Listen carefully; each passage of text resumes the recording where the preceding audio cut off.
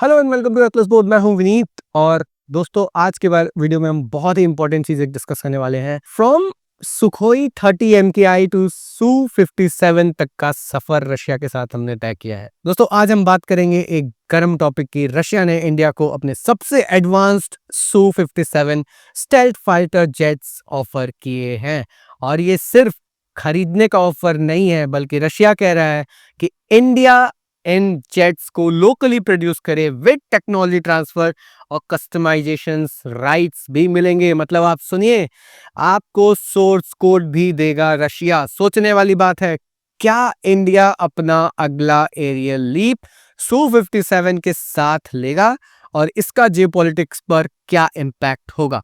आइए शुरू से समझते हैं। रशिया Su-57 पिच कर रहा है। सबसे पहले डील का ओवरव्यू। रशिया ने ऑफिशियली पिच किया है कि इंडिया Su-57E स्टेल्थ फाइटर को लोकल प्रोडक्शन लाइन सेट करे जो हमारे एग्जिस्टिंग Su-30 MKI इंफ्रास्ट्रक्चर पर बेस्ड होगा। इसका मतलब हेल हिंदुस्तान एरोनॉटिक्स लिमिटेड और इंडिया के एरोस्पेस इकोसिस्टम्स को डायरेक्टली यूज किया जाएगा। और सबसे बड़ी बात, रशिया कह रहा है कि फुल टेक्नोलॉजी ट्रांसफर और सोर्स कोड एक्सेस भी पॉसिबल है।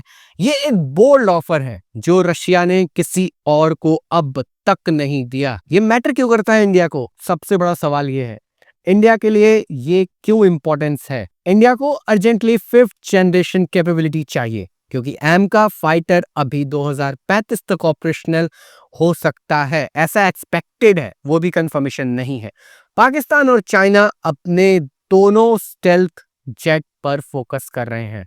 चाइना के पास ऑलरेडी J-20 है और पाकिस्तान भी चाइना के साथ J-35 एक्सप्लोर कर रहा है।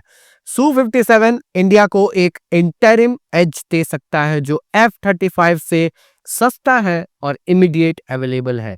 मतलब इंडिया के लिए ये एक ब्रिज सॉल्यूशन हो सकता है फ्यूचर के लिए। स्ट्रेटेजिक गेन रशिया के लिए इसमें क्या हो सकता है? रशिया के लिए भी इक्वली इंपॉर्टेंट है। Su-30 MKI का सक्सेस इंडिया में एक ग्लोबल बेंचमार्क बन गया था। आप भी जानते हैं, इनक्रेडिबल एयरक्राफ्ट है वो, और इसमें रशिया की रेपुटेशन को वर्ल्ड में बहुत ज्यादा बूस्ट किया। अगर इंडिया Su-57 अडॉप्ट करता है तो रशिया के लिए ये एक एक्सपोर्ट रिवाइवल मोमेंट होगा। आपको पता है, राफेल जब हमने देखा था, हमने फाइनलाइज किया था, तो कोई कंट्री राफेल को डसॉल्ट से खरीदना नहीं चाहती थी। हम वो पहले देश थे जिनने राफेल फाइनलाइज किया, राफेल की डील की, और आज राफेल के इतनी ऑर्डर बुक है, इतना ज्यादा ऑर्डर है कि हमें दोबारा राफेल खरीदने पे सोचना पड़ रहा है और रेट्स स्काई रॉकेट हो गया है, उसका मार्केट शेयर स्काई रॉकेट हो गया है। तो ये सारी चीजें सोचने वाली हैं कि रशिया को एक और रिवाइवल यहां से मिल सकता है। यानी दोनों तरफ से ये डील एक स्ट्रेटेजिक लाइफलाइन बन सकती है। फुल सोर्स कोड एक्सेस की यहां बात हो रही है। सबसे बड़ा हाईलाइट, रशिया ने Su-57E का फुल सोर्स कोड एक्सेस देने की बात की है। इसका मतलब इंडिया अपने ही वेपन्स जैसे अस्त्र, BVR missiles, Rudram, anti tank, anti radiation missiles Su-57 के सिस्टम के साथ इंटीग्रेट कर सकता है और ये डायरेक्टली इंडिया के सुपर 30 अपग्रेड प्रोग्राम से अलाइन होता है, जिसमें Su-30 MKI को AESA रडार, मॉडर्न एवियोनिक्स और मिशन कंप्यूटर्स के साथ अपग्रेड किया जा रहा है। मतलब Su-30 MKI और Su-57 दोनों को एक कॉमन इकोसिस्टम में लाया जा सकता है। लेकिन ये काफी ज्यादा एक इंटरेस्टिंग चीज बन जाएगी क्योंकि दोनों एक इंटीग्रेशन से बहुत ही अच्छा तालमेल बैठा के हमारी एयरफोर्स के साथ काम कर सकते हैं। तो ये भी बहुत एक वैलिड रीजन निकल सकता है एक Su-57 को फाइनलाइज करने का। इंडिया डिफेंस स्ट्रेटेजी इससे क्या इंप्रूव होगी और हम कहाँ जा रहे हैं? अब यहाँ एक बॉर्डर एंगल भी है। इंडिया को फोकस अभी क्लियर है, आत्मनिर्भर भारत और मेक इन इंडिया, लेकिन एम का प्रोजेक्ट अभी टाइम लेगा और तेजस प्रोग्राम अभी LCA और MK2 पर लिमिटेड है।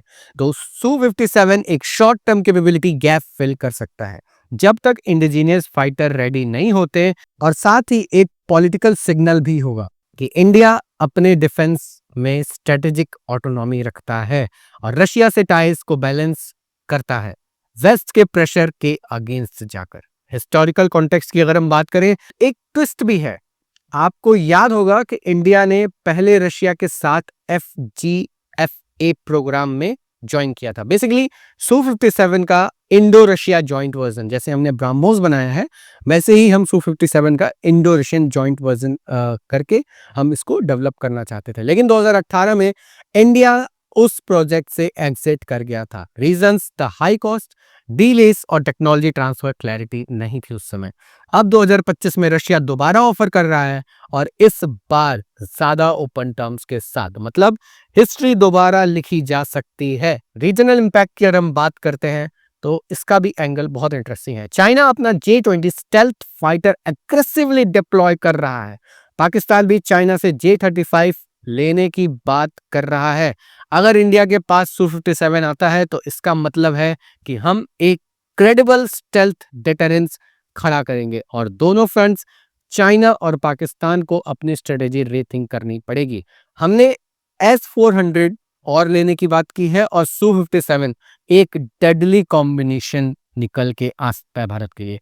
तो एक बहुत ही अच्छा ऑफर है रशिया के सामने से। फाइनल कंसिडरेशंस ये गवर्नमेंट्स के हाथ में है कि वो क्या करते हैं। अभी सब कुछ डिसाइड नहीं हुआ है, ये सिर्फ एक प्रपोजल है।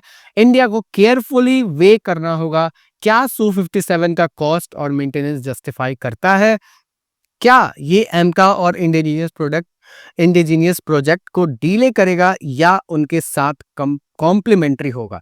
क्या इंडिया रशिया से इतना क्लोजली इंगेज कर सकता है जबकि यूएस और वेस्ट से भी टाइज इंपॉर्टेंट होते जा रहे हैं। ये क्वेश्चंस फाइनल डिसीजंस को शेप करेंगे और एक निर्णायक यहाँ पे डिसीजन आ सकता है। तो दोस्तों, Su-57 का ऑफर एक सिंपल फाइटर जेट डील नहीं है, ये एक क्रॉस रोड्स है जहां इंडिया अपना एरियल डेस्टिनी डिसाइड करेगा। From legacy Su-30 MKI to futuristic Su-57 stealth fighter, India का एयर पावर एक नए एरा में एंटर कर सकता है। और याद रखिए, from legacy to stealth, India is charting its aerial destiny. तो ये था एक डिटेल्ड ब्रेकडाउन एटलस बोथ की तरफ से इस रिसेंट डेवलपमेंट पे। वीडियो अगर पसंद आए तो चैनल को आप सब्सक्राइब कर सकते हैं और वीडियो को लाइक कर सकते हैं। हम मिलेंगे नेक्स्ट वीडियो में, तब तक के लिए जय हिंद।